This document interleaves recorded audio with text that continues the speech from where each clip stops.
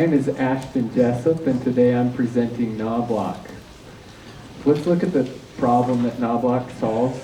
Currently, parents must add a plastic, unprofessional, and child difficult to use add-on in order to keep their children in the house. Many of you in this audience have felt pains associated with these add-ons. While there are many different styles of add-ons, currently there's no alternatives to these. Knoblock is a complete replacement child-proof door handle that adds an additional feature. This lever must be squoze as the doorknob is rotated in order to open the door. This makes it so that the children cannot escape, but parents can maintain an easy rite of passage. The market values are shown here on the table.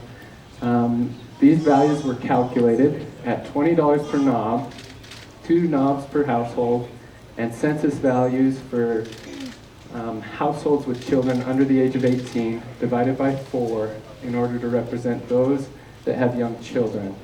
Currently, there's no competition for this type of child-proof doorknob, and with a 10% penetration of this doorknob into this untapped market within the Salt Lake Valley, we see that this has a $180,000 potential. My name is Ashton Jessup, and this is Knoblock.